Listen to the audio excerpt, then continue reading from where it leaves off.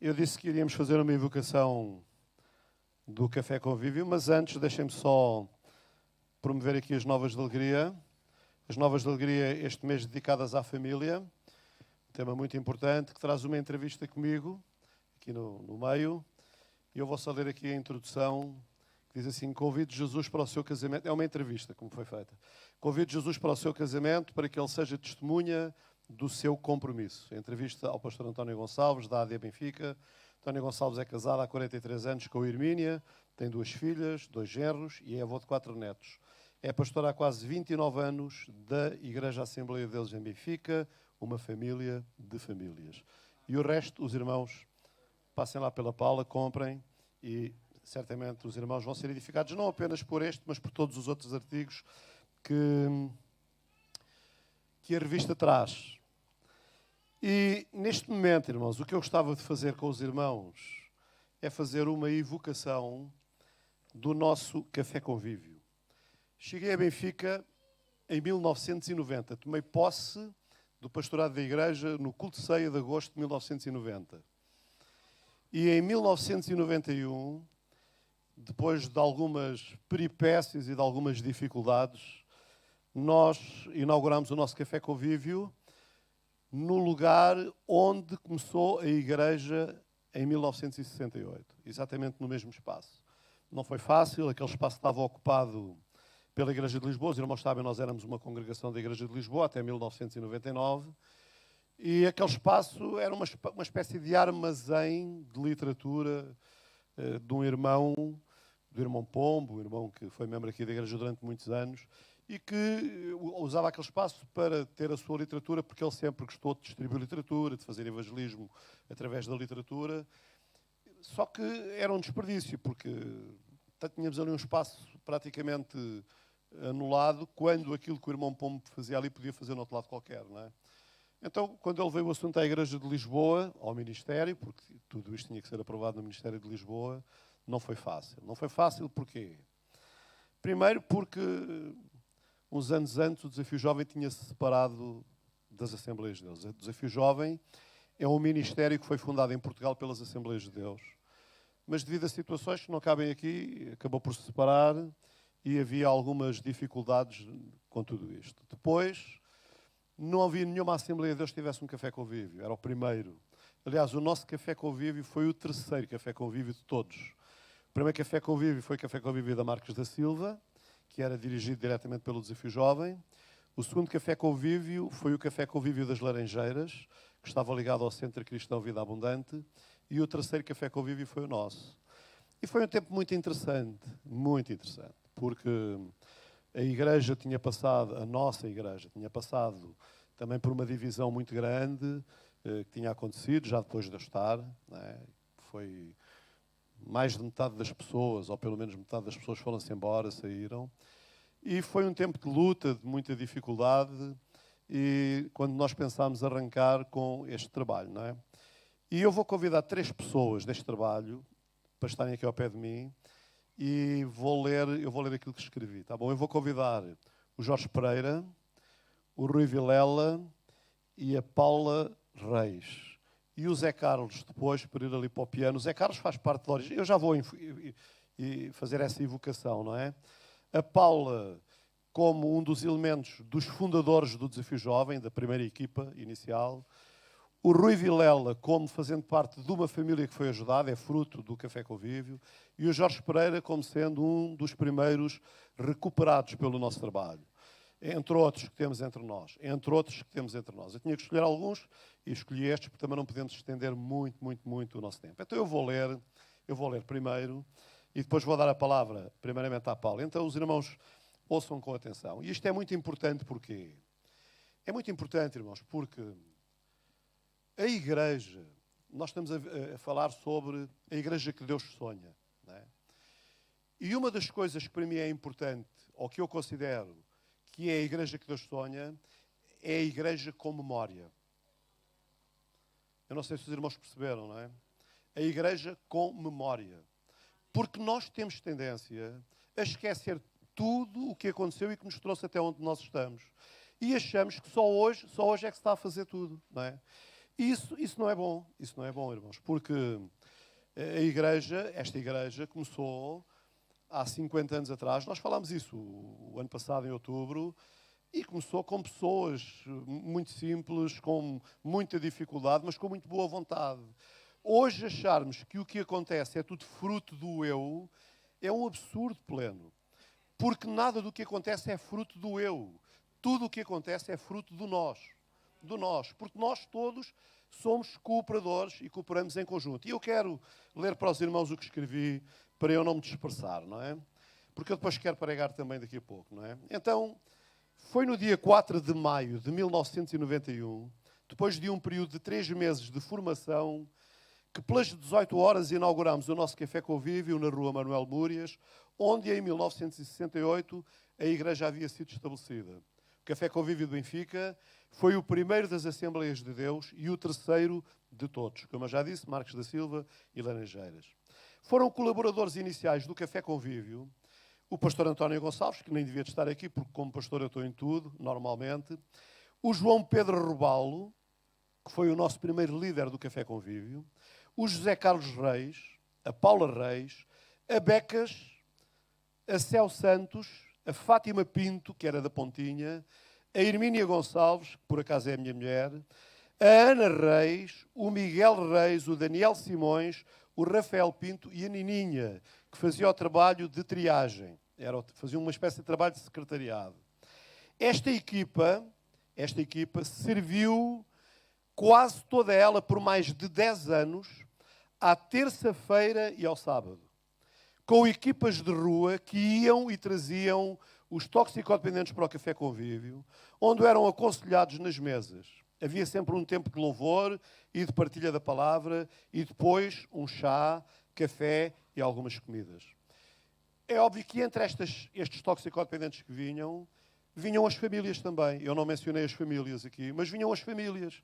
Muitas famílias que hoje temos entre nós. Por exemplo, deixem-me assim de memória citar o irmão Guerra, a irmã Elvira, que não tinha ninguém na família com problemas, mas vinha com uma pessoa amiga, a irmã Elvira, a irmã Elizabeth, a irmã Graziela e possivelmente outros que agora, o irmão Rui Vilela e a irmã Céu, que estão aqui, não é?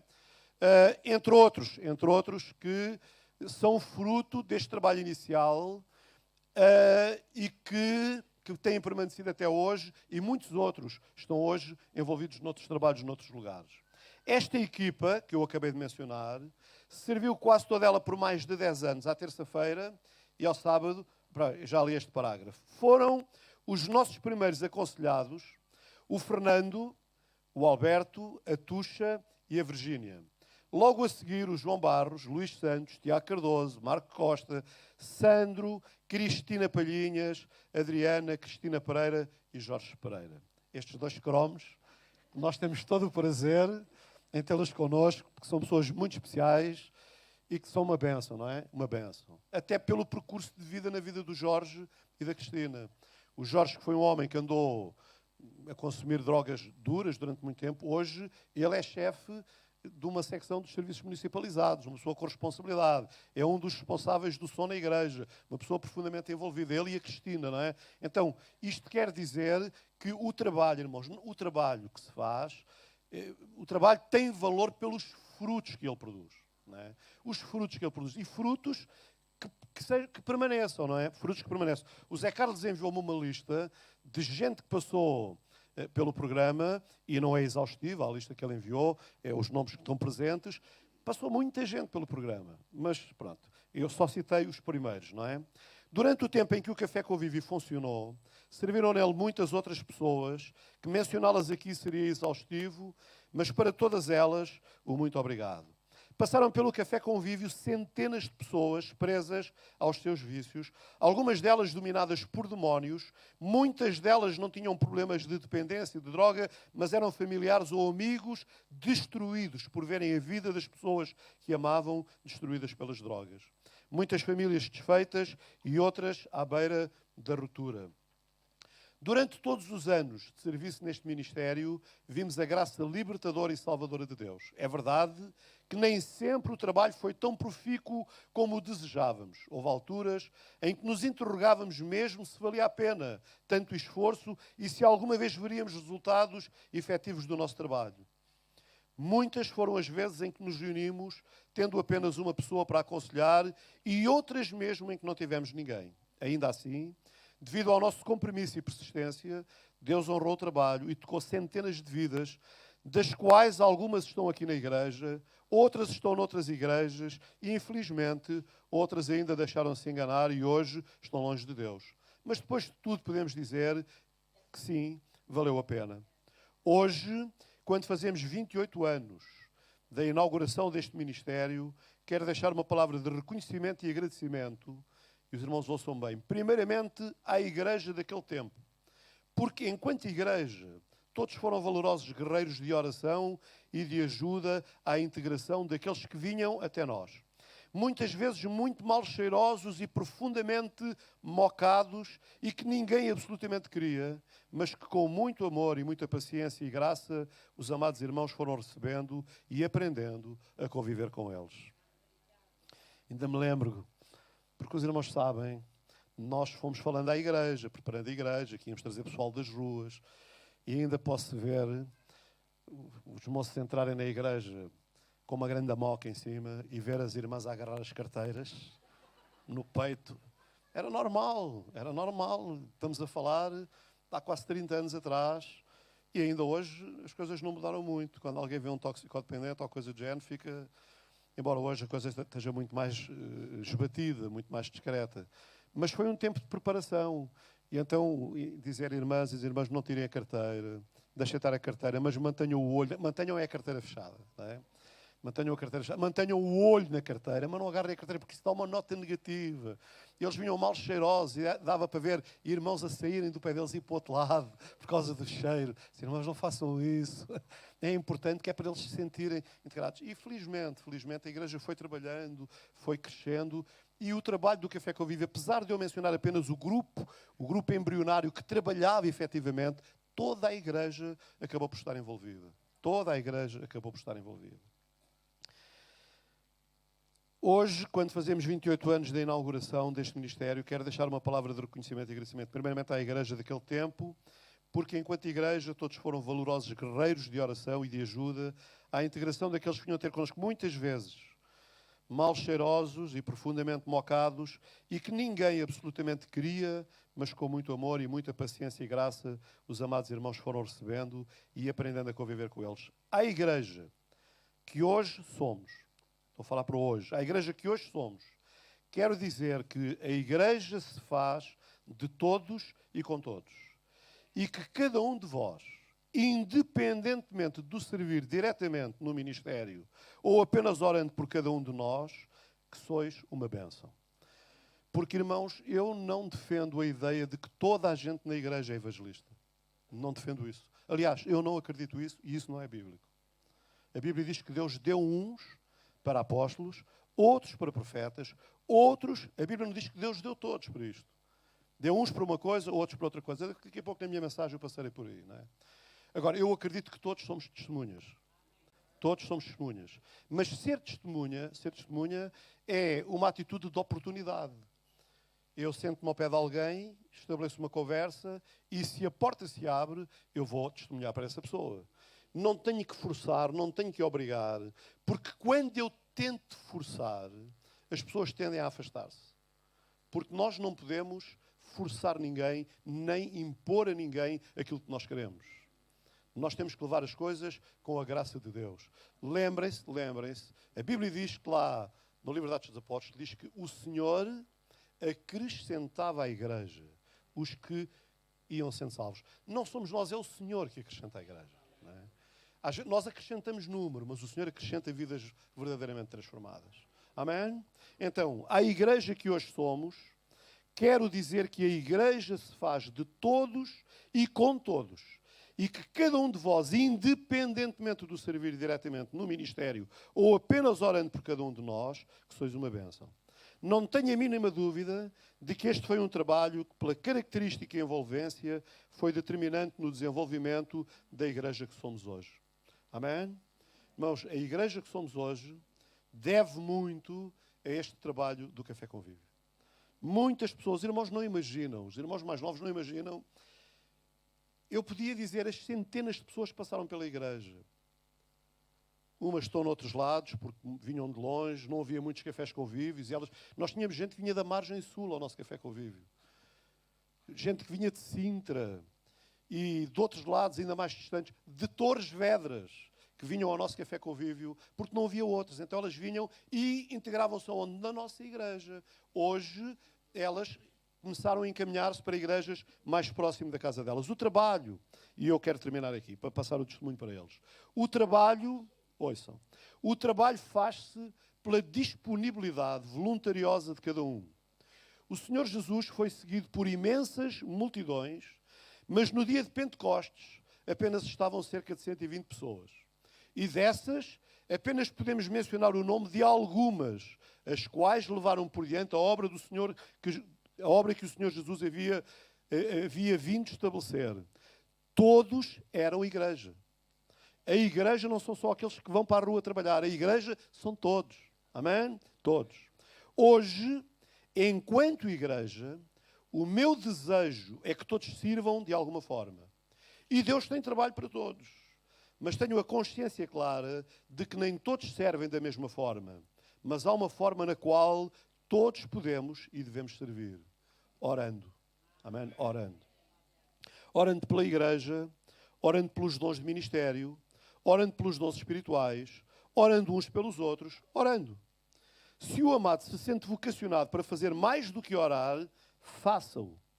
Mas, se ainda está à procura dessa vocação, então continue orando. O Café Convívio chegou a ter, em algumas reuniões, tenho aqui um erro, por isso baralhei-me, o Café Convívio chegou a ter, em algumas reuniões, muito mais de 100 pessoas. Lembras-te, Carlos? Gente de pé à porta do Café Convívio, que era a Casa Ana Professor Santos Lucas, mais de 100 pessoas. Parecia uma igreja. As pessoas vinham ver o que é que se passava ali, não é? Quando sabiam que eram toxicodependentes, fugiam, não é? Chegou a ter mais de 100 pessoas, fruto dos que ali serviam, mas também fruto dos que ali não estando, serviam com as suas orações. A todos, muito obrigado. E ao Café Convívio, pelos seus resultados, que só o céu pode contabilizar, parabéns. E acima de tudo, a Deus toda a glória. Amém? Vamos ouvir a Paula Reis, depois vamos ouvir o Rui Vilela e depois vamos ouvir o Jorge e depois o Zé Carlos vai nos dirigir num cântico, tá bom? E eu vou passar para a Paula Reis, tá bom? Bom dia a todos.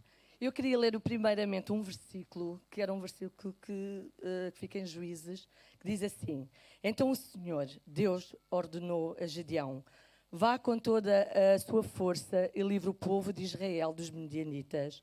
Sou eu quem está mandando que você vá, Gedeão. E que você vá. Gedeão respondeu: Senhor, como posso libertar Israel?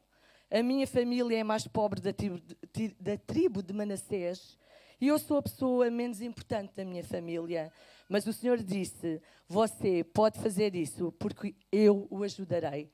E então, neste versículo, eu revi-me um bocado nisto, porque quando eu nem sequer tinha 28 anos. Pronto, para os irmãos verem, quando nós tomamos conta daquele Café Convívio, eu trabalhei lá há 16 anos, eu e o meu marido, e foi um tempo que nós nem sabíamos bem o que era um toxicodependente, embora nós tenhamos tido ensino, como lidar com eles, saber como fazer certas coisas e determinadas de trabalhos com ele. Mas para mim realmente foi um empenho grande que eu fiz na minha vida. E acho que foi o maior empenho que fiz na minha vida a nível de igreja. Não quer dizer que venha a fazer ainda novamente. Mas o que era estar ali, receber as pessoas, amar as pessoas, era receber homens, mulheres que vinham a cheirar mal, que vinham com fome. E nós ali tratávamos delas, tratávamos as feridas, ouvíamos, conversávamos, e foi assim que nós fomos crescendo. Eu levava-as para a minha casa, muitas delas eram prostitutas, muitos toxicodependentes dormiam na minha casa, e para algumas pessoas, família, ficavam um bocado preocupados, porque entretanto eu tive 3 filhos e eles viveram sempre connosco neste tempo de toxicodependentes. Eu levava os meus filhos para aquele lugar. E para mim foi realmente um trabalho excelente. Foi um trabalho, para mim, de aprendizagem. Ou seja, eu aprendi tanto, mas tanto, o que é viver com pessoas assim. Por vezes, nós rejeitamos. Mas eu aprendi que o amor de Deus cobre todas as coisas. E eu trabalhei naquele lugar como conselheira e também como secretária, porque ninguém fazia só a triagem para quem era toxicodependente. E realmente foi o tempo que Deus nos deu para estar naquele lugar. E como o pastor Todd disse, passou por nós tantos homens, tantas mulheres, que eu hoje ainda tenho, que falo com muita gente, e que também me deu o direito a ser madrinha e padrinhos de tanta gente. Mas realmente nós ainda temos muito contato com essas pessoas. Muitos deles não vão à igreja, mas estão bem socialmente. Mas realmente o nosso desejo era mesmo que eles estivessem firmes em Deus. Mas quero deixar aqui um apelo para cada um de vocês, que quando encontrarem alguém com estas situações, não fujam, mas agarrem-nos, porque o melhor que eu ganhei naquele lugar foi a vida das pessoas. Não há dinheiro nenhum, mas foi a vida de cada um que foi salvo. E a cada vida que nós mudamos as vidas de cada um. Pronto. Ok, Rui, vou dar ao Rui. Já passou os 5 minutos. Paz, Senhor, irmãos.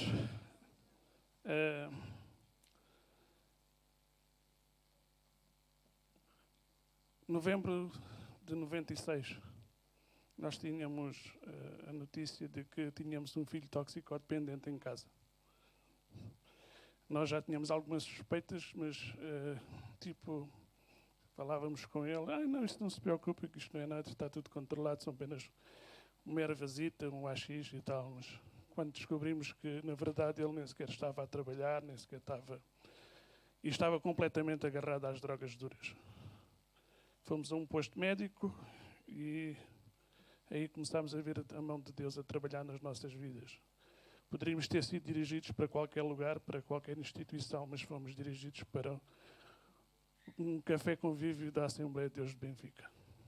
Nós não conhecíamos nada, não sabíamos de nada, nem as próprias consequências das drogas duras na vida de uma família nós conhecíamos ainda concretamente. Mas quando chegámos aqui a Benfica, eu dei-me com um bando de doidos. Sério, porque quando nós entramos, vimos à procura de uma coisa e encontramos aquilo completamente diferente daquilo que nós estamos à espera. Nós vínhamos disseram-nos assim, olha, vamos a um lugar onde podem encontrar ajuda para o vosso filho. E nós chegámos a um sítio, um lugar onde cheio, porque naquela altura eu ainda sou do tempo em que o Café Convívio tinha mais de 100 pessoas. E cheguei àquele lugar e começámos a ver pessoas estranhas. Cantavam, louvavam, adoravam, falavam em Deus. E nós começámos a dizer, olha, nós viemos ao sítio errado. Mas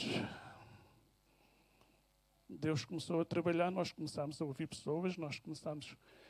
Porque os aconselhamentos eram aconselhamentos diferentes. O nosso filho ia por uma das mesas a ser aconselhado. Nós, como família, íamos para outras mesas a sermos aconselhados por pessoas que também tinham passado a mesma situação e começámos a perceber que, na verdade, aquilo que nós procurávamos ali, ajuda para o nosso filho, não era apenas ajuda para ele, era ajuda para todos nós, para a nossa família.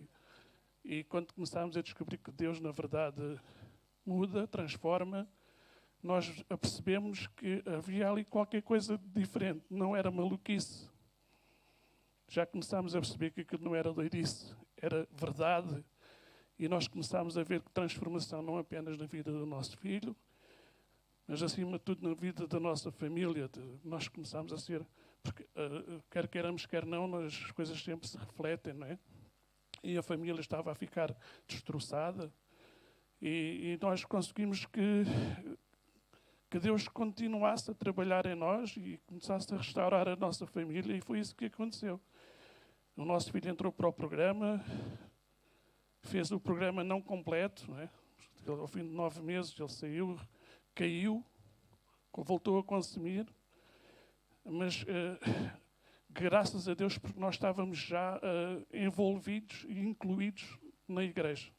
E então tivemos a ajuda da igreja, das pessoas, dos responsáveis, de toda a gente, a falarem, a orarem por nós, e tudo isso nos ajudou. E embora ele tenha caído, ele continuou firme e continua na igreja, e nós continuamos firmes e continuamos na igreja, e Deus continua a trabalhar na nossa vida. E até hoje, também andei 20 anos nas ruas, a trabalhar, entre aspas, a tentar ajudar alguém. Creio que ajudamos, através do nosso trabalho, ainda alguém. Só Deus vai saber o que é que a semente que nós plantamos na vida deles vai frutificar e onde vai frutificar. Nós fizemos e continuamos a fazer o nosso trabalho. E graças a Deus que, como os irmãos veem, nós continuamos firmes. Estamos cá, a nossa família, e que Deus vai continuar a ajudar-nos, porque até aqui Ele tem sido connosco. Obrigado. Bom dia, irmãos. Quando o pastor ali foi ter comigo e me pediu para eu falar um pouco do que foi o Café Convívio na minha vida, uma das imagens logo vem à cabeça foi quando eu cheguei ao Café Convívio.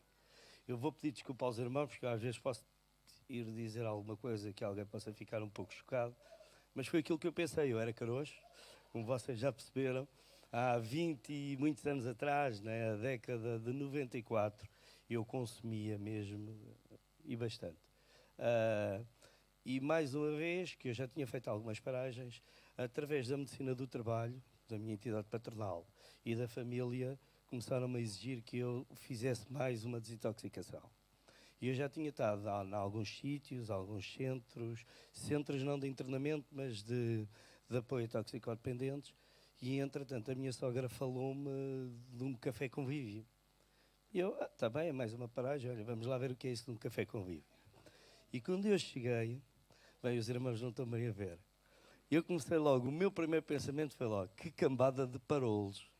Epá, desculpa, mas foi o que eu pensei. Primeiro porque para mim a Bíblia acho que não tinha nada a ver com drogas. Nem Bíblia, nem Deus, nem Jesus fazia nenhum sentido. Eu lembro-me do pastor Francisco, o irmão do Rui Massano, o pastor Francisco Massano, era o meu conselheiro. Coitado, ele sofreu tanto comigo. Porque eu dizia-lhe isto, mas vocês são uma cambada de parolos, o que é que isso tem a ver comigo, meu, com as drogas? Meu?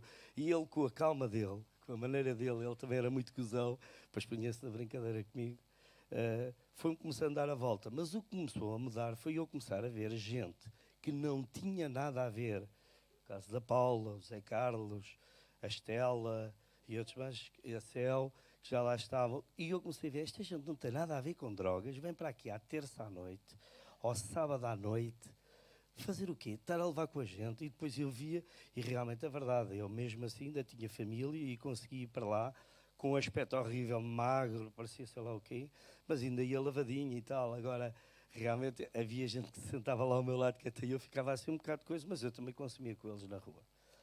Mas era difícil, era muito difícil. E eu vi o amor daquela gente e isso começou a mexer comigo, que eu comecei a ver, espera aí, estes parolos, isto há de fazer sentido. Porque é assim, se eles vêm para aqui e estão aqui, e muitos deles, eu lembro-me, a Paula ia para lá, o André era pequenino, a Paula estava grávida do Gonçalo. E era eu assim, realmente, mas esta gente, isto há de haver aqui qualquer coisa diferente. E aquilo começou-me a despertar alguma curiosidade.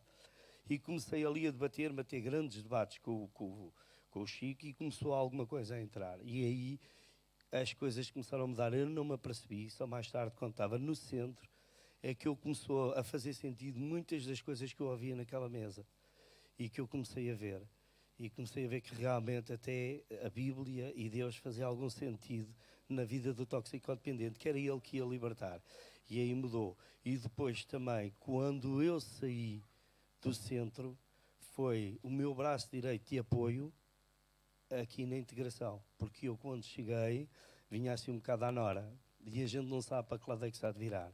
E foi através dos conselheiros que estavam lá e do pessoal que também já tinha feito o programa e que me foi apoiando, e eu fui vendo a integração deles e fui-me encostando a eles, e aqui na igreja, e com o apoio depois dos irmãos, também já estavam, não é? E eu fui crescendo e cheguei, graças a Deus, aonde estou hoje, como o pastor falou, eu e a Cristina, né? Com tudo que Deus nos tem abençoado. Pronto. Obrigado, Jorge.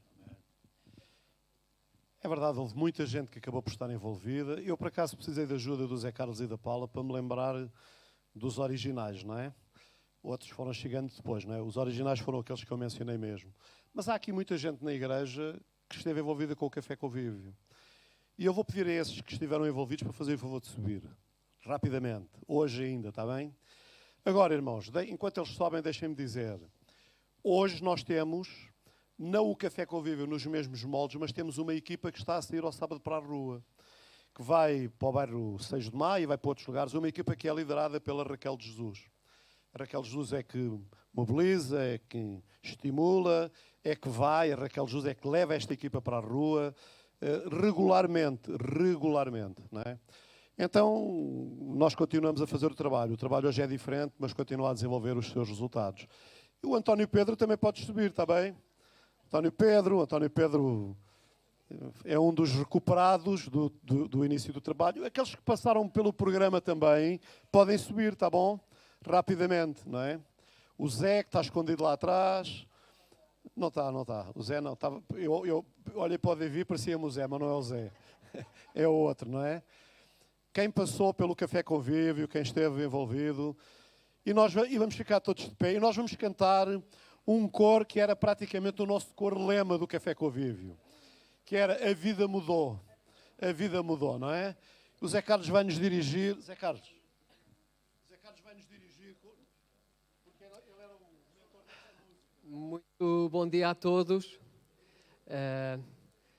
Se houve algum nome ou outro que falhou na equipe inicial, perdoem-nos, porque voltar 28 anos atrás não foi fácil. E aquela lista que eu enviei ao pastor foi a primeira das 10 que nós criámos ao longo do tempo, com muitas dezenas de pessoas. Uma outra coisa que eu gostava de vos dizer é que alguns morreram pelo caminho. Uns com esperança de uma vida eterna, outros completamente perdidos. Este lugar pode parecer o pior lugar do mundo para se estar nesta manhã. Mas se nós abrirmos o nosso coração verdadeiramente, como homens e como mulheres verdadeiros, sem capas, sem máscaras, sem jogos de cintura, nós vamos descobrir a vida neste lugar e a vida eterna, que não está em nenhum de nós, está em Jesus, que é o Senhor da Igreja. Aleluia, glória a Deus. Então este tema é de 1983, é um tema do mundo, de uma grande banda chamada The Police. Mas como nós estávamos no meio do mundo para ser luz, e continuamos até que Jesus volte. Este tema foi transformado e era mais ou menos assim. A vida mudou, tudo é diferente, aleluia, tudo é melhor, soube escolher, eu prefiro Jesus. Oh, a minha vida mudou, a vida mudou, aleluia, eu sei, tudo é diferente, com Jesus sim é, tudo é melhor, eu soube escolher, eu prefiro Jesus. Não consegues ver,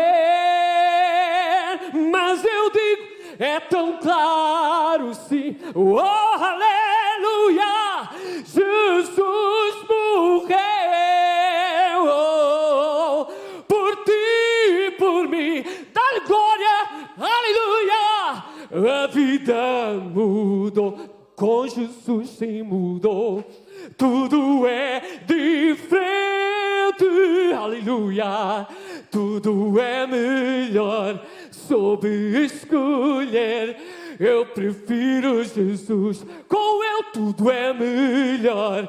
Soube escolher.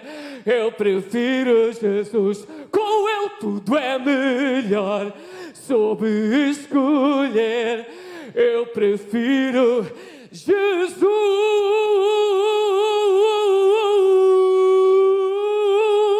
Aleluia.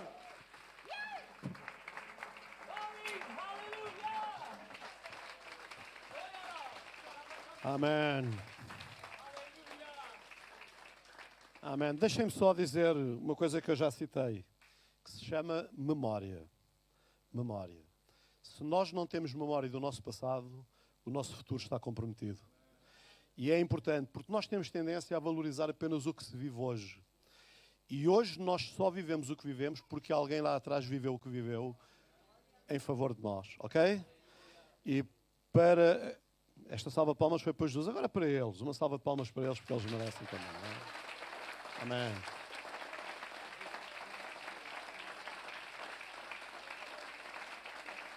Amém. Amém.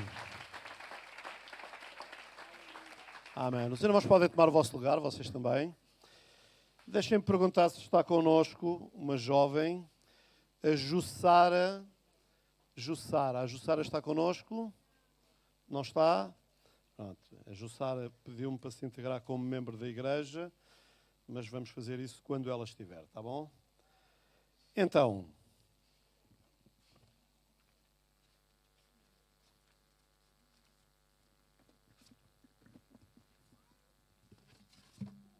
já há muito tempo que eu não uso papéis. Chega-me o meu iPad, filha, faz favor, porque eu já não estou habituado aos papéis.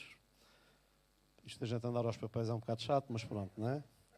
A ver se eu consigo chegar aqui.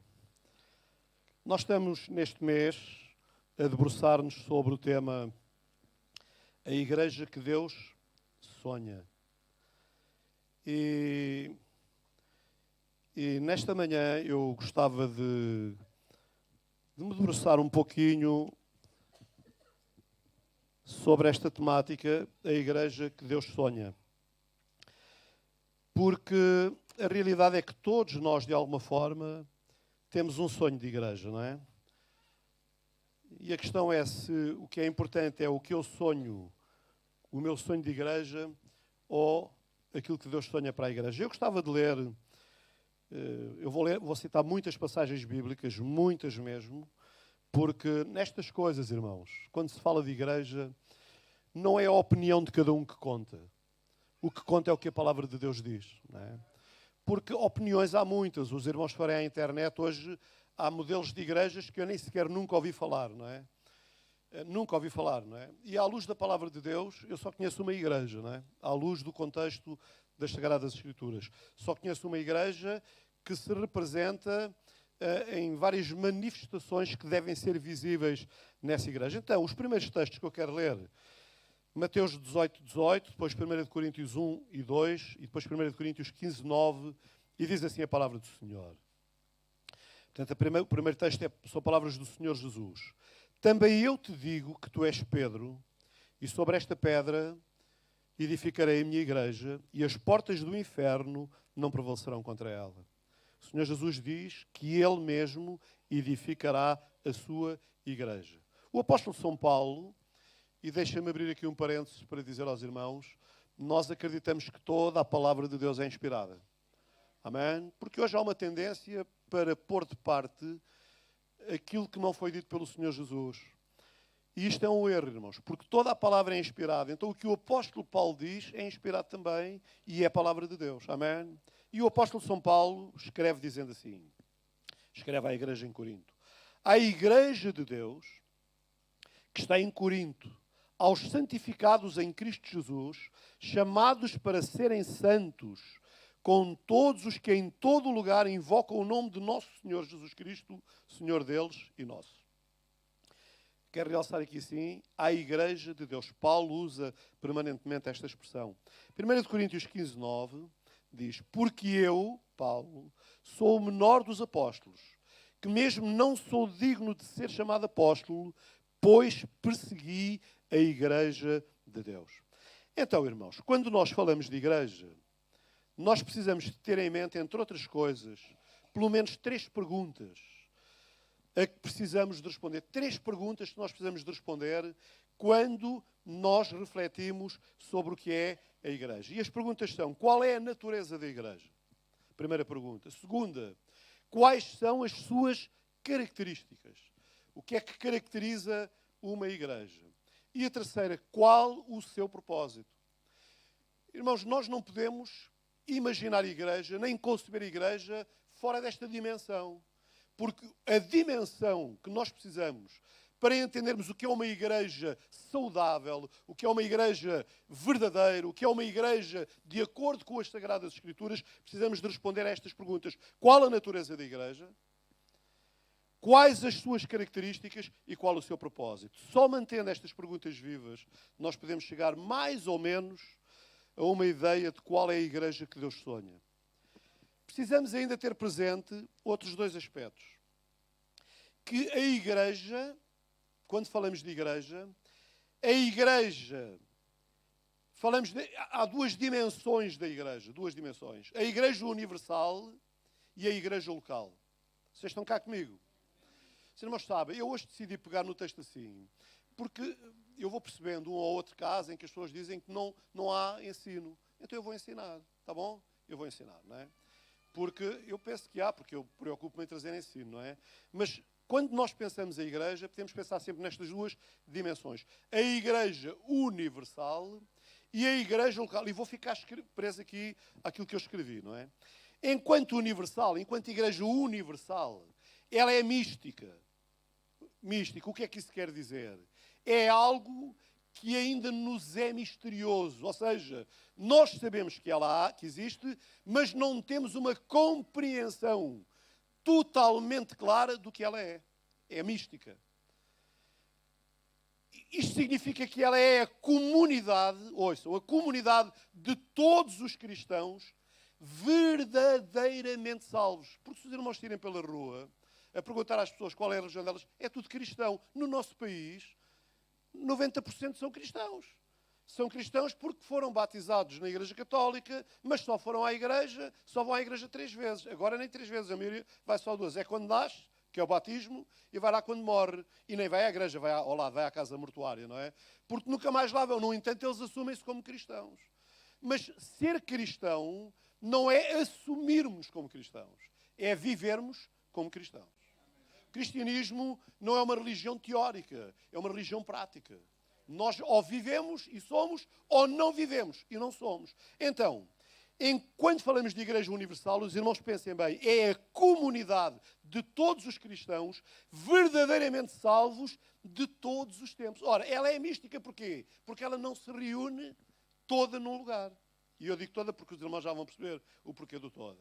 Quando Paulo afirma, Cristo amou a Igreja e entregou-se a si mesmo por ela, Efésios 5:25, está a referir-se a todos aqueles pelos quais Cristo morreu e que o reconheceram como Senhor e Salvador. Porque Cristo morreu por todos. Amém? Cristo morreu pelos que são salvos e morreu pelos que não são salvos.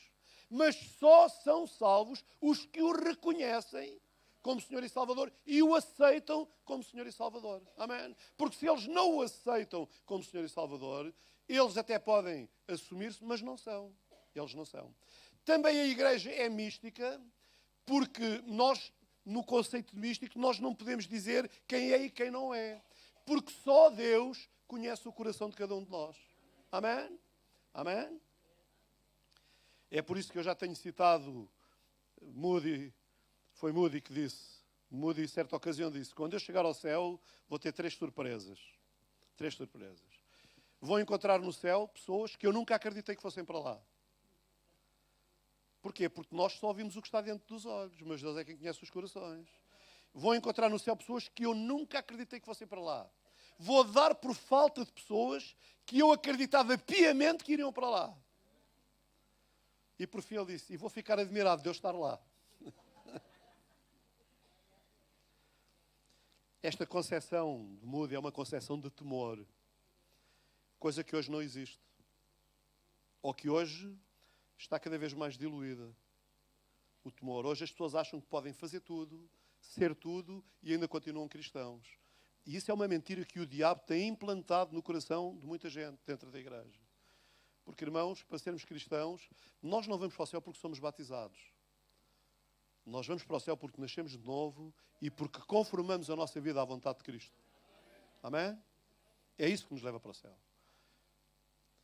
Quando Jesus diz que Ele mesmo edifica a sua igreja, Mateus 16, 18, está a referir-se à igreja universal. Amém? Vocês estão cá? Quando Jesus diz, eu edificarei a minha igreja, Ele não se está a referir à igreja de Benfica, não se está a referir à igreja de Neves Ferreira, não se está a referir à Nova Aliança, não se está a referir ao Centro de Cristo da Vida Abundante, não se está a referir às igrejas batistas. Não, não. O Senhor Jesus está a se referir à Igreja Universal. Porque a igreja, ninguém entra na Igreja Universal por decisão do pastor da igreja local. O pessoal entra na Igreja Universal por aprovação divina. É o Senhor quem edifica a sua igreja. E eu quero dizer aos irmãos que a Igreja Universal, ela é perfeita. O problema não é a Igreja Universal, é a Igreja local. Quando nós falamos da Igreja que Deus sonha, não é a Igreja Universal. Porque a Igreja Universal é efetivamente a Igreja que Deus sonha. Quando falamos da Igreja que Deus sonha, estamos a falar de Igreja local. E nós já vamos perceber um pouco mais à frente, não é? Lucas, ele é cuidadoso quando no primeiro livro sobre a história da Igreja... Vocês sabem qual é o primeiro livro sobre a história da Igreja? Atos dos Apóstolos. Não é? Quando os irmãos querem estudar a história, comecem por Atos dos Apóstolos. É o primeiro livro sobre a história da Igreja. Quando Lucas, no primeiro livro sobre a história da Igreja, nos informa que o crescimento da Igreja não se deu apenas pelo esforço humano, mas ele acontecia por causa da ação soberana do Senhor. Diz, acrescentava-lhes o Senhor, dia a dia, os que iam sendo salvos. Amém? Então, o crescimento... Nós devemos trabalhar, irmãos. Nós devemos trabalhar. Mas nós jamais acrescentaremos uma pessoa à igreja. Porque quem convence da justiça e do juízo é o Espírito Santo. Não é por força, irmãos. Não é por impor as mãos. Não é por estar lá a forçar as pessoas. As pessoas forçadas não entendem. Temos que ficar numa dependência do Espírito, temos que falar, mas orando para que seja o Espírito Santo a falar ao coração, a convencer. Porque muitas vezes nas nossas palavras, como diriam, se eu fosse brasileiro, diria, na nossa verborreia, não é? Mas eu não sou brasileiro, eu digo, no nosso verbo, não é? No nosso verbo muitas vezes nós só complicamos. Só complicamos. Então, às vezes, é preferível ficarmos calados e permitir que seja o Espírito de Deus a ministrar. Então, e quando o Espírito ministra, ele acrescenta à Igreja. A Igreja Universal, mística, invisível, a Igreja é universal, mística, invisível, mas é também local e visível. Ou seja, a Igreja local também faz parte da Igreja Universal. Mas nem todos provavelmente farão. Ok? Não existe apenas uma igreja que irá chegar ao céu, que é a Igreja Universal, que é visível através das igrejas locais. A Igreja Universal dá-se a conhecer ao mundo através de grupos como o nosso, que nos reunimos num determinado lugar. Somos a Eclésia, somos o ajuntamento, somos os chamados para fora do mundo, para nos integrarmos num grupo específico. Para quê? Para louvarmos a Deus, para sermos testemunhas, para sermos sal e sermos luz. Amém? Então, a Igreja é universal, mística, invisível, mas é também local, que é a Igreja visível. A Igreja local também é universal. Não há Bíblia nenhuma, não há nenhuma referência na Bíblia que fale da Igreja local. Não há nenhuma referência que diga à Igreja local. Mas Paulo escreve às igrejas locais. Então, não estando explícita, a Igreja local não estando explícita na Bíblia, está implícita. Porque quando Paulo escreve à igreja que está em Corinto, à igreja que está em Éfeso, à igreja que está em Filadélfia, que está em Filipos, à igreja que está em Colosso, à igreja que está em Tessalónica, à igreja que está em Corinto, à igreja que está em Roma, Paulo não está a escrever para a Igreja Universal, ele está a escrever para uma igreja local específica. Então, a Bíblia não faz referência à igreja local, mas ela está necessariamente implícita nas cartas que o apóstolo Paulo escreve. Amém? Os irmãos estão cá? Então, a igreja local é isto. Na Igreja Universal, todos são efetivamente salvos. Na Igreja local, desejamos que todos sejam também efetivamente salvos, embora não possamos dizê-lo porque não podemos ver a condição espiritual do coração de ninguém. Como já tenho dito, não somos cristãos porque estamos dentro de uma igreja, da mesma forma que não somos automóveis porque estamos dentro de um stand de automóveis. Faz sentido, irmãos? Não é? Porque para ser cristão há requisitos. Quando refiro igreja, necessariamente estou a falar de igrejas locais como a nossa. Neste âmbito, irmãos, a igreja precisa ser alicerçada numa clara identificação e reconhecimento de quem e de quem é quem e de quem é o quê. Eu hoje era para falar aos irmãos, eu depois mudei a minha mensagem. Eu tinha dito aos irmãos que iria falar sobre base. Eu ia falar sobre fundamento e base. E deixem-me deixar assim só uma curiosidade para os irmãos. O nosso fundamento é o Senhor Jesus. Amém? Mas a nossa base somos nós que a construímos. Ouviram? Eu podia chamar aqui o Américo. Não vou chamar, até porque ele não me está a ouvir. Não é? Porque ele está ligado às obras, para explicar que a base de um edifício não é o fundamento do edifício. O fundamento do edifício é o terreno sólido.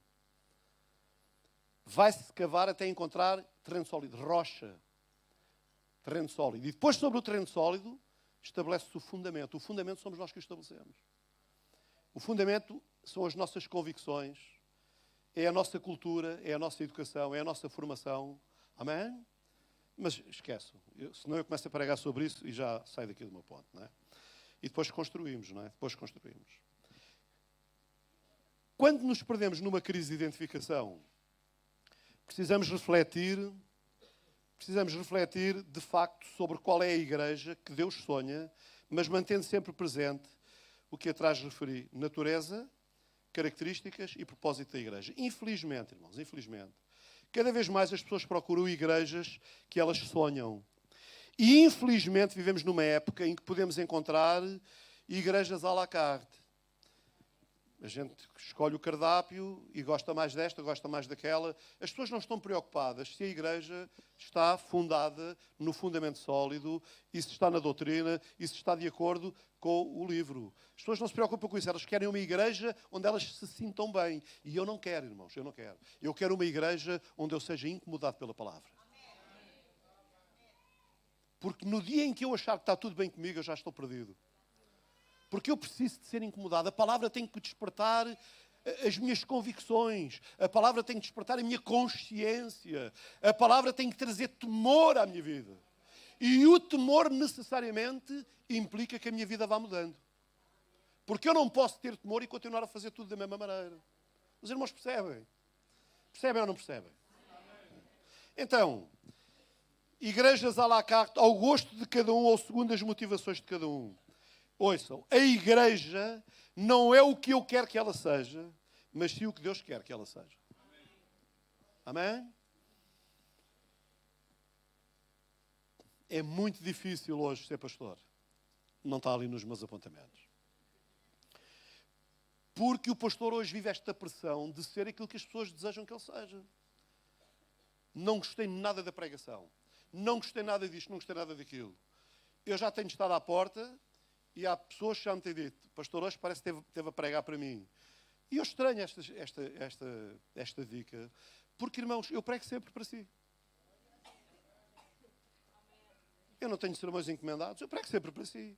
E prego sempre para mim.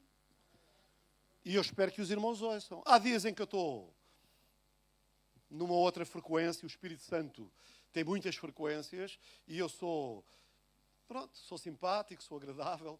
Mas, irmãos, sabem, ser pai não é só ser simpático. Ou é? Ser pai é, de vez em quando, ter que dar o aconchego no fofo. Não é?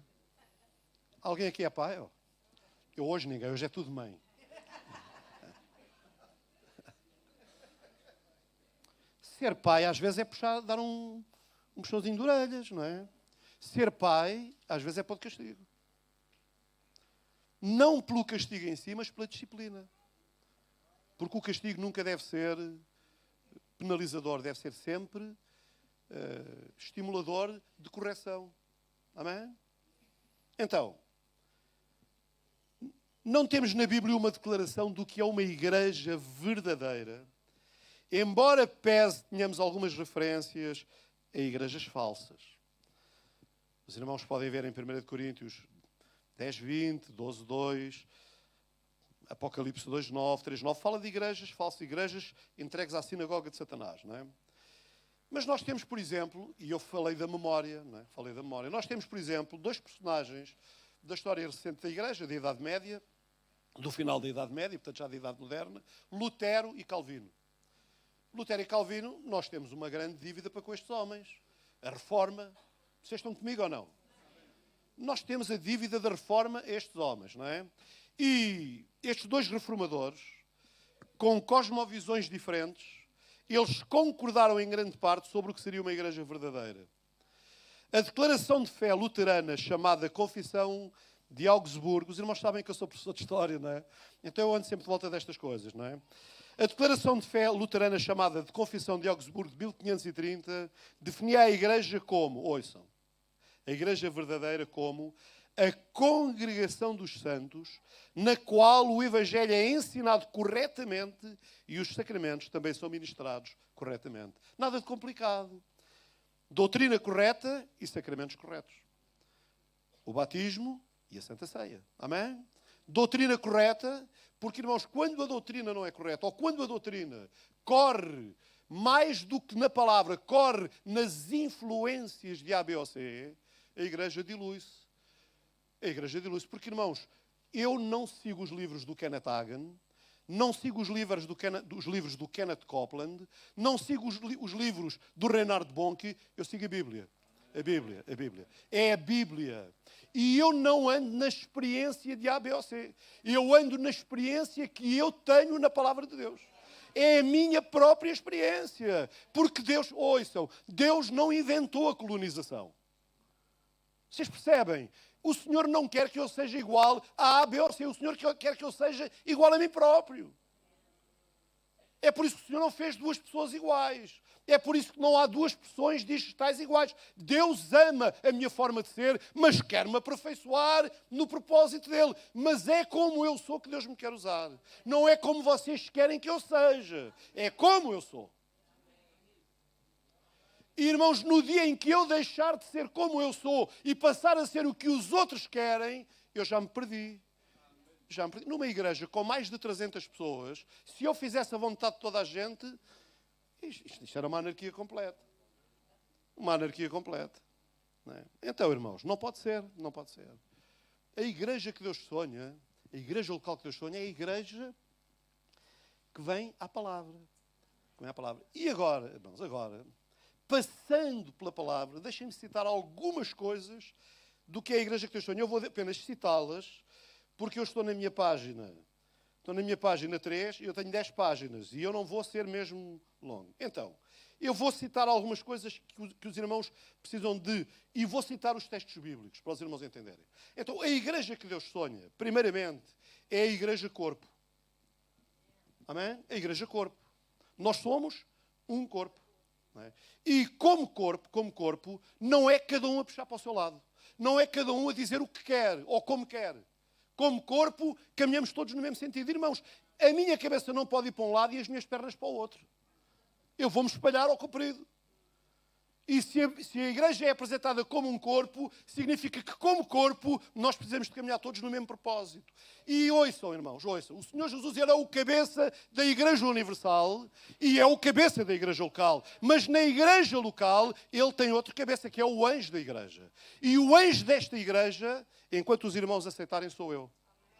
Não é o pastor Álvaro, não é o pastor Samuel Pinheiro, não é o pastor José Carlos, não. O pastor desta igreja, o anjo desta igreja, chama-se pastor António Gonçalves, enquanto for a vontade de Deus e dos irmãos. Porque eu estou aqui pela vontade de Deus, mas quando os irmãos não me quiserem, só tenho que dizer, não queremos o irmão. E no dia em que os irmãos me disseram, não queremos o irmão, eu agradeço o tempo em que aqui estive e vou-me embora, irmãos. Porque eu jamais estarei num lugar contrariado. Os irmãos entendem? A igreja corpo não pode ter duas cabeças. Nesta igreja não é a cabeça do pastor António Gonçalves, do pastor Álvaro, do pastor Zé Carlos, do pastor... Eu estou a citar pastores, que é para pôr tudo em pé de igualdade. Do pastor Samuel, do pastor Matias. Não, irmãos. Eles formam uma equipa ministerial, eles são meus assessores ministeriais, eu ouço-os, porque eles são importantes para mim, é importante para mim eu ouvi-los, mas só há uma voz de comando. E quando aqui do púlpito a voz diverge da minha voz, alguma coisa está errada. Os irmãos entendem? Porque este é o princípio, a igreja corpo. Um corpo só tem uma cabeça. Amém? Amém? Deixem-me lá saltar, tinha muita coisa para dizer, mas vou ler aqui a palavra do Senhor. 1 Coríntios 12, 18, 20, 25 e 26. Mas Deus dispôs os membros do corpo, colocando cada um deles no corpo como lhe aprouve. Irmãos, nós somos um corpo. Amém? Vocês estão cá? Os irmãos olhem lá para mim. O que é que os irmãos veem? Um corpo. Quantas cabeças veem neste corpo? Quantos braços veem neste corpo? São iguais? Não são. Porque se eu os cruzar, um é direito, outro é esquerdo. Eles são e têm funções diferentes. Deus podia ter posto este braço deste lado e este ao contrário. Mas ia ficar confuso, porque eu ia ficar com os dedos tortos. Não é? Agora, tudo o que Deus fez bem feito. O nosso problema é quando nós, no corpo, não aceitamos o lugar que temos e tentamos ser o que não somos. Porque a palavra de Deus é clara, irmãos. Deus dispôs. Ouça, irmão, aceite o seu lugar no corpo como Deus o colocou. E se Deus o quiser mudar, amanhã Deus vai mudá-lo. E nós jamais estaremos bem se nós passarmos a vida a querer ser aquilo que Deus não nos colocou para ser. Eu não estou zangado. Minha mulher está sempre a dizer, estás sempre zangado. Não estou zangado. Eu sou assim. Eu sou como a Gabriela. Mas estou a melhorar, não é? Também não sei, irmãos. Não sei porque os psicólogos dizem que com o passar dos anos acentuam-se as virtudes e acentuam-se os defeitos, não é? Refinam-se, não é? Refinam-se, não é? Espero que os meus defeitos não se refinem, não é?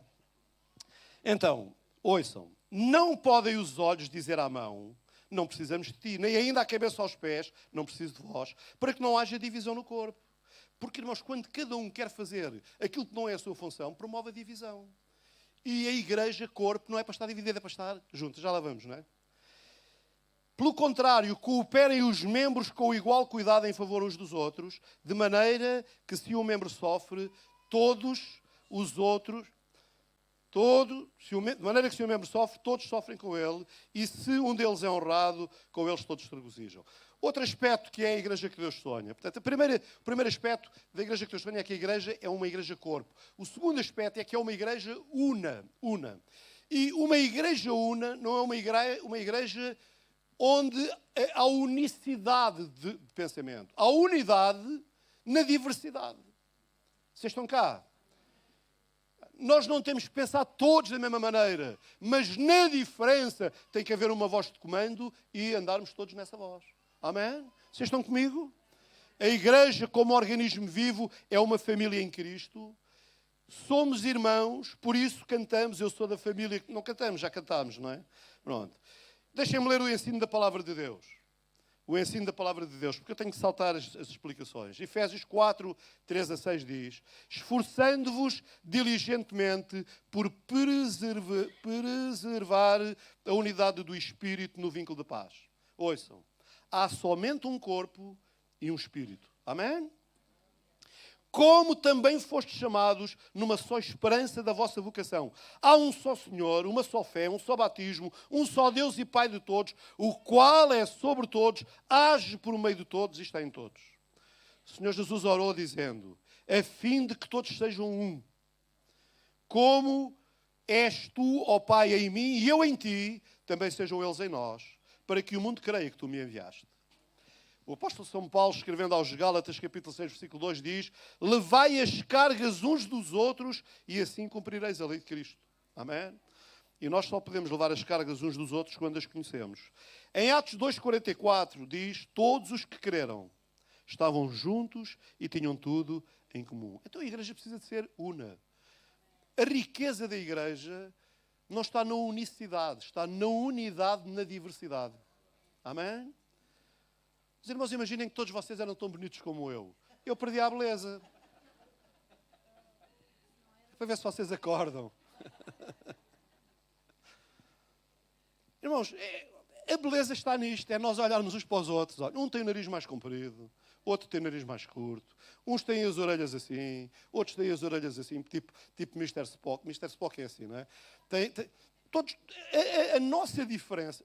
Deus é um Deus criativo, irmãos. Agora, Deus também nos criou com uma capacidade de pensar. E nós pensamos, todos nós temos pensão. E o nosso pensamento é condicionado por muitas coisas que não cabem aqui, irmãos.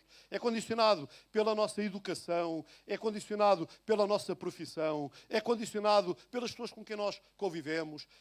O nosso pensamento é condicionado pela informação académica. Há tanta coisa que entra na nossa mente. E como nós temos bases diferentes, muitas vezes pensamos coisas diferentes. Mas na vida cristã, não é isso. É a Bíblia, irmãos. É o livro.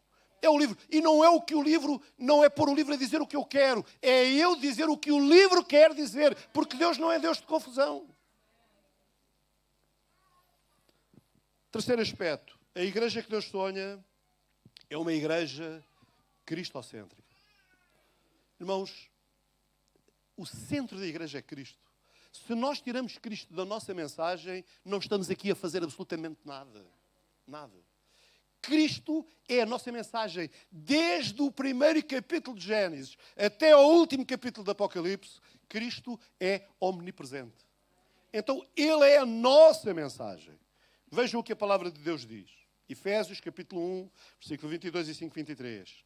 E pôs todas as coisas, todas, debaixo dos seus pés, e para ser o cabeça sobre todas as coisas, o deu à igreja. Amém? O Senhor Jesus, Ele foi dado à igreja. Ele é o que funda a sua igreja. E depois dá a analogia, porque o marido é o cabeça da mulher. Eu sei que as mulheres não gostam disto, mas está escrito, irmãs. Está escrito. Você não gosta, mas está escrito. E nós não podemos querer umas coisas da Bíblia e outras não. Porque o marido é o cabeça da mulher, como também Cristo é o cabeça da igreja, sendo Ele mesmo o Salvador do corpo. Quarto aspecto. A igreja que Deus sonha é uma igreja de carismas. Uma igreja de dons. Amém? A igreja é a comunidade onde cada membro não só conhece o seu dom, mas procura exercitá-lo, sendo estimulado pela ação abençoadora do Espírito Santo. Ouça, onde cada um conhece o seu dom. Ou seja, a ideia de dizer que todos temos que fazer tudo e mais alguma coisa está errada. Não é bíblica, irmãos. Vamos ler a palavra do Senhor. Vamos lá. Eu gosto que seja a Bíblia a falar, não é? O ensino da palavra. Efésios 4, 11 e 12 diz assim. E Ele mesmo, o Senhor Jesus, concedeu uns para apóstolos, outros para profetas, não foi todos. Ele não diz concedeu. Todos são apóstolos, todos são profetas, todos. Não é isso que está escrito. Uns para apóstolos, outros para profetas, outros para evangelistas, outros para pastores, outros para mestres. Ou, como algumas traduções dizem, outros para pastores e mestres. Porque, supostamente, espera-se que o pastor também seja um mestre na edificação. Amém?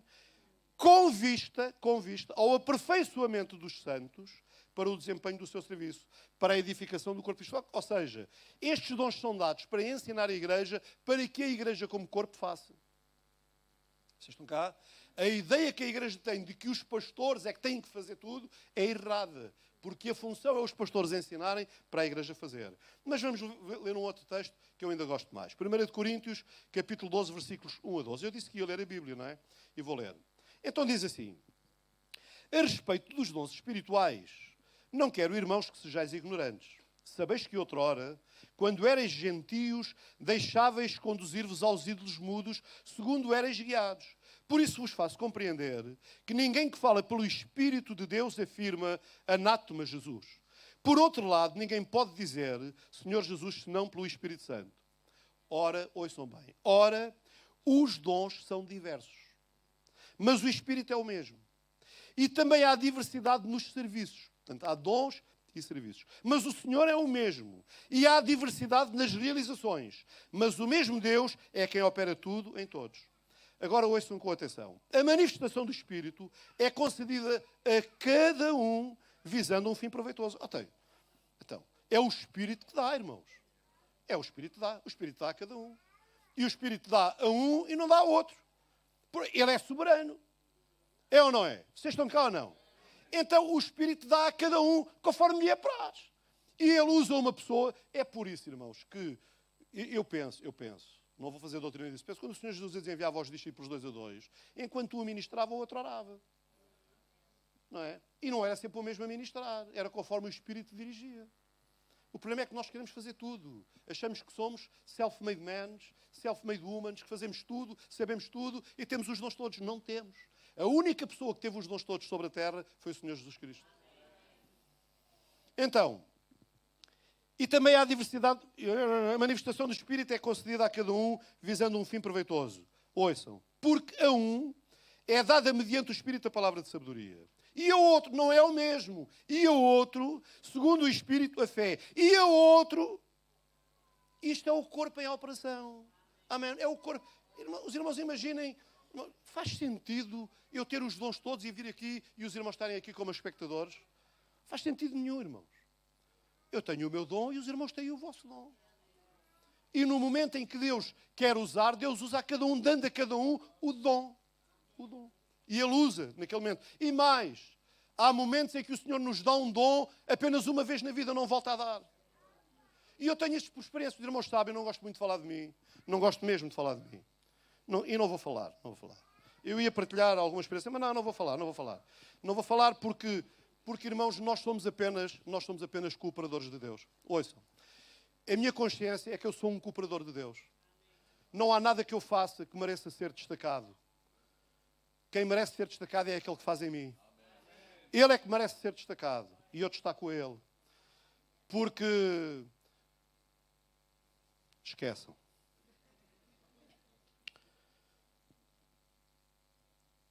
Mas um só é o mesmo Espírito, e o mesmo Espírito realiza todas estas coisas, distribuindo-as. É o Espírito que distribui, distribuindo-as como lhe apraz, a cada um individualmente. Irmãos, a igreja não é uma fábrica de fazer chouriços, em que a massa entra de um lado e sai os chouriços todos iguais do outro lado. Nada disso, irmãos. Deus lida com pessoas, no caráter, na personalidade, nas emoções de cada um. E Deus trabalha com cada um. Deus é de uma gentileza e de uma generosidade que nós não conseguimos, irmãos. Cada um, Deus trabalha. Diz aqui, distribuindo-as como lhe apraz, a cada um individualmente. E Deus trabalha. Aquele irmão aquele é mais sensível nesta área, vou usá-lo nesta área. Aquele é na outra, vou usá-lo na outra. Deus não violenta ninguém. Porque assim como o corpo é um e tem muitos membros, e todos os membros, sendo muitos, constituem um só corpo, assim também com respeito a Cristo.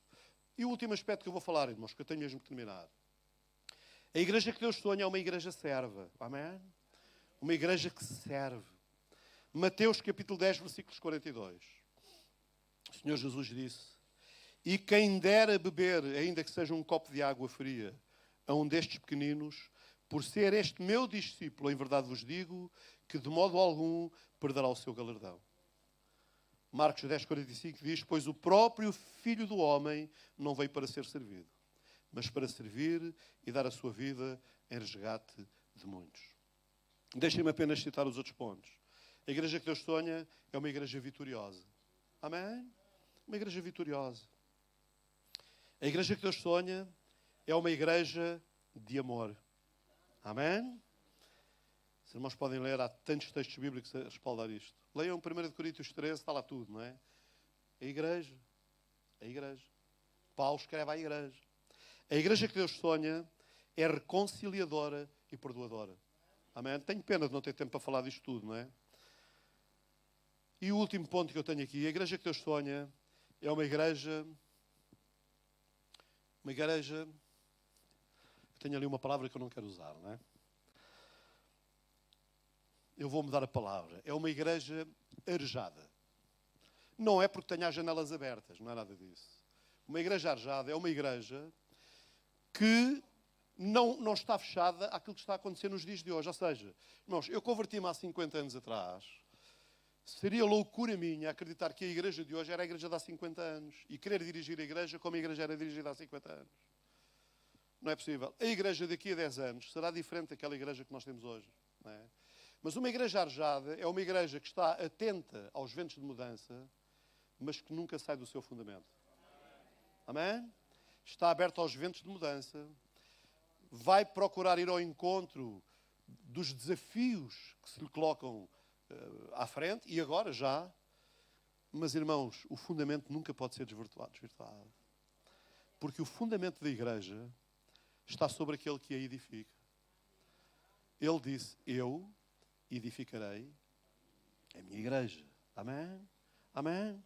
Então, assim, rapidamente, recapitulando para os irmãos. Vamos lá. Os irmãos ajudem-me. A igreja que Deus sonha é, primeiramente, a igreja...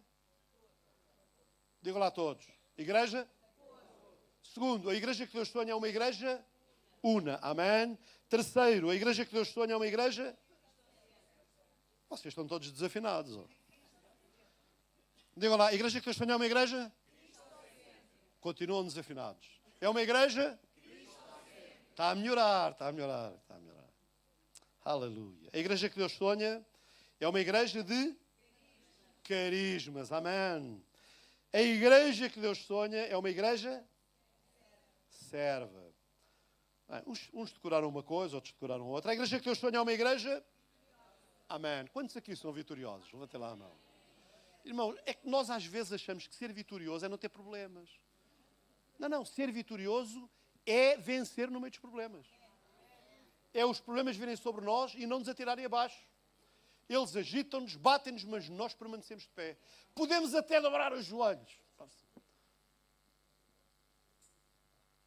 Agora lembrei-me, quando eu namorava a minha mulher, fui à terra dela, eu era de Lisboa, o Alfacinha de Lisboa, e fui lá, ficou toda a olhar para mim, coitada da rapariga. Um Alfacinha, ainda por cima farmacêutico. A coisa mais pesada em que eu pegava era num comprimido. E às vezes até levava o comprimido a rebolar para não carregar muito. Estou a brincar. E quando fui lá à terra, foi na altura da apanha da batata. E as sacas de batatas lá, amigos, são sacas de 75 quilos, daquelas compridas. Então eu vim por ali, desci, de ouro. Vocês estão a ver, aquilo é tudo leiras por ali cima, aqueles socalcos. E eu e o meu cunhado era de lá, não é? Eu, o meu cunhado, o primo dele, o Amadeu, e eles meteram-se connosco, mas eles estavam a provocar a mim para levar uma saca de batatas. Ele não pode, ele é de Lisboa, assim assado, e torna e que deixa. E eu disse, não pode. Então eles pegaram o meu cunhado, armado em campeão, e disse, eu levo. Trabalho pessoal das oficinas. Puseram-lhe a saca às costas e ele ajoelhou-se. Ajoelhou-se literalmente. O primo dele, puseram-lhe a saca, ajoelhou-se literalmente. E eu ajoelhei-me antes de me porem a saca às costas. Calma.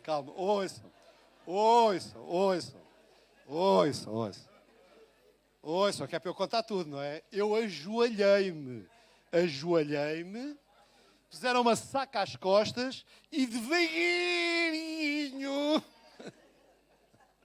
levantei-me e levei. Porque se eles me pusessem a saca como puseram eles, eu ajoelhava-me também, não é? Ficava lá assim devagarinho e andei lá a cartar sacas. Sabe o que é que aconteceu? Ficaram todos os meus amigos. Toda a gente me oferecia taças de vinho verde e fatias de presunto. Era o prémio, não é? Uma igreja vitoriosa não é uma igreja que não enfrenta lutas, que não enfrenta dificuldades. É uma igreja que não se deixa abater. É uma igreja que sabe que a sua vitória está em Deus. É uma igreja que ora e que age. Amém? Uma igreja que Deus sonha é uma igreja vitoriosa. A igreja que Deus sonha é uma igreja de amor. A igreja que Deus sonha é uma igreja reconciliadora e perdoadora. Amém? Perdoadora. E por fim, a igreja que Deus sonha é uma igreja arejada. Amém? Uma igreja arejada. Amém? Deixem-me perguntar, irmãos, sem fazer campanha nenhuma, o que é que os irmãos acham da vossa igreja? O que é que os irmãos acham da vossa igreja? Estou a perguntar, claramente. Os irmãos estão felizes ou não estão felizes? Os irmãos aprendem ou não aprendem? Caminhamos ou não caminhamos em compromisso com a palavra? Amém? É verdade que nós somos uma igreja que estamos a fazer o nosso melhor, mas podemos melhorar mais. Amém? Mas nós só melhoramos na medida em que nós ficamos disponíveis diante de Deus para que Ele possa ministrar na nossa vida, no nosso coração. Porque, irmãos, eu olho para vocês, vocês estão todos bonitos. Vocês sabem o que é que eu vos dizia? Eu levava-vos a todos para o céu. Pela cara levava-vos a todos para o céu. Mas nenhum de nós vai para o céu pela cara. Nós vamos para o céu pelo coração. E o coração, só Deus vê. É por isso que é importante nós guardarmos o nosso coração. Amém? Diga lá ao irmão que está ao seu lado. Irmão, eu levava-te para o céu pela cara. Mas Deus leva-te pelo coração. Como é que está o teu coração? Amém. Amém. Amém. Os irmãos do ministério vão preparar-se para servirmos a Santa Ceia. A hora adiante, façam um favor de ir. O irmão Samuel vai-nos fazer uma leitura da palavra do Senhor. Ouçam, irmãs, ninguém sai, porque nós temos uma surpresa para as mães. Depois da celebração da Santa Ceia, nós temos uma surpresa. Os irmãos, desculpem lá, mas as calças estão-me a cair, não é? Eu estou a ficar magrinho. O espelho não diz isso, mas pronto. Nós temos uma surpresa que queremos que todas, hoje, um dia especial para as mamãs. É mesmo uma surpresazinha que vamos fazer, mas para já vamos celebrar a Santa Ceia. Amém?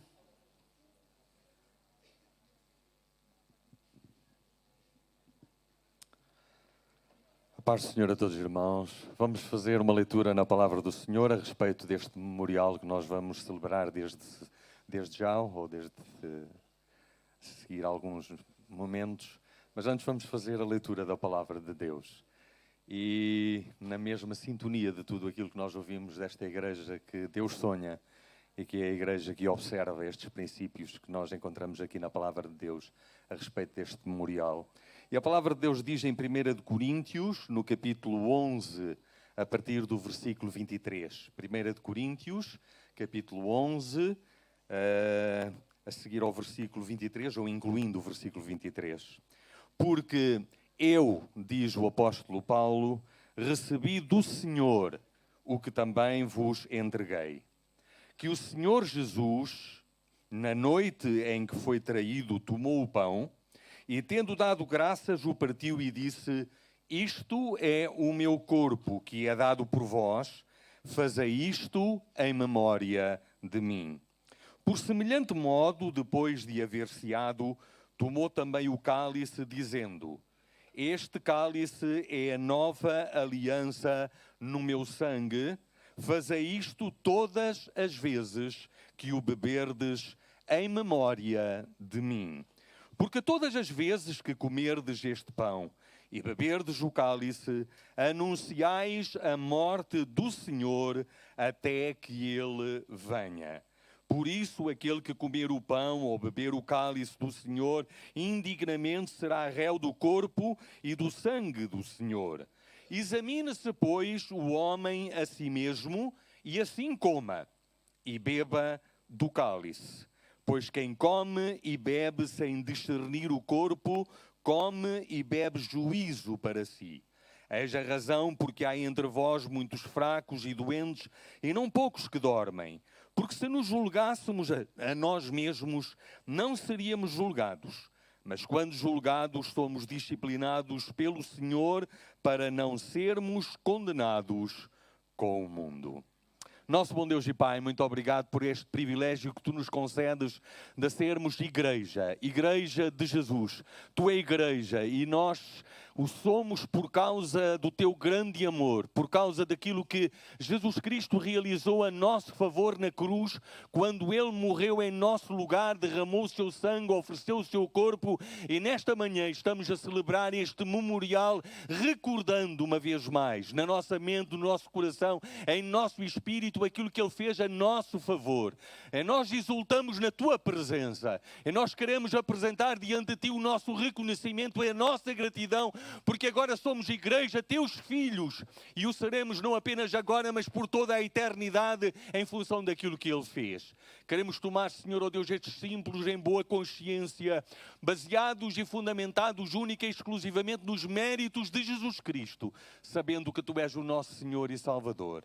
Em nome dEle e para a Tua honra e para a Tua glória, até que Jesus venha. Amém.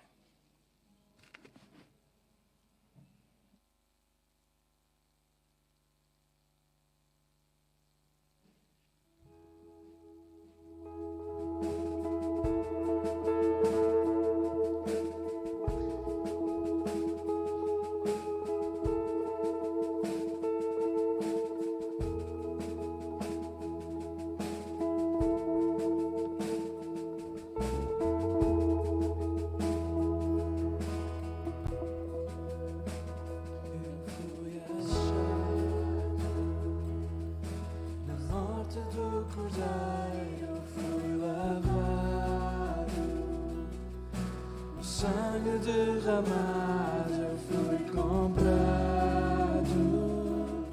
para ser somente teu.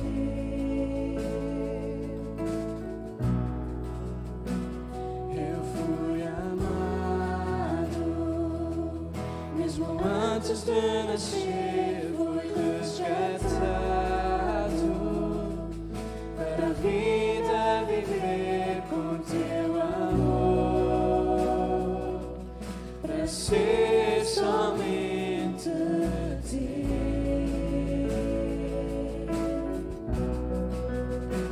ser somente teu, somente teu.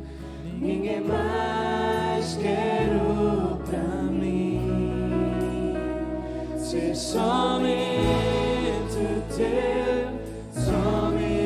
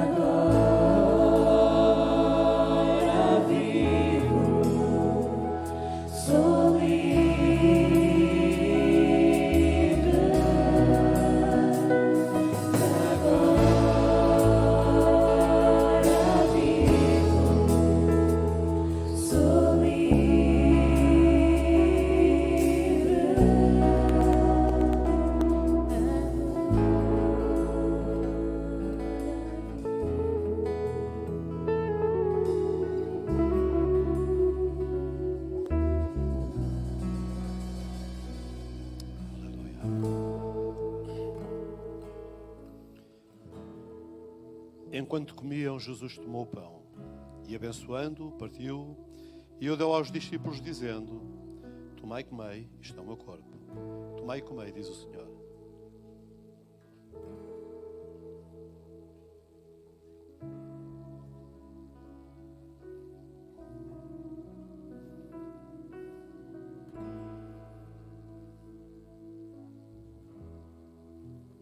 Santo és, Senhor.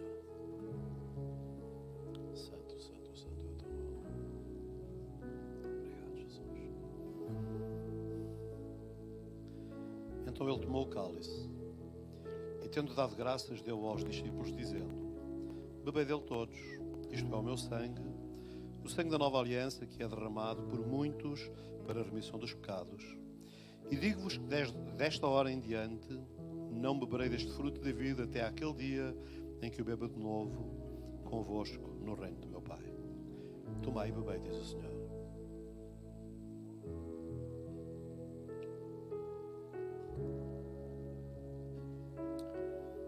Aleluia, Jesus. Aleluia. Senhor, nós fazemos isto lembrando de facto o teu sacrifício por nós, o teu corpo moído, o teu sangue derramado, mas também a promessa, Senhor, de que tu voltarias, Senhor. E nós queremos dizer-te: Maranata, ora vem, Senhor Jesus, porque nós amamos o dia da tua vinda, Senhor. Ajuda-nos tão somente a levar cativo o nosso pensamento e a nossa vida em obediência a ti, para que em tudo, Senhor, em tudo, nós possamos fazer a tua vontade. Sabemos que a tua vontade, ela leva-nos mais longe e ela completa-nos, Senhor. Embora muitas vezes nós não consigamos compreender, entender essa dimensão de vida que tu tens para nós. Muito obrigado, Senhor. Recebe a nossa adoração e a nossa gratidão. No nome de Jesus, no nome de Jesus, no nome de Jesus. Amém, amém. Todos os irmãos tomaram o pão e o vinho.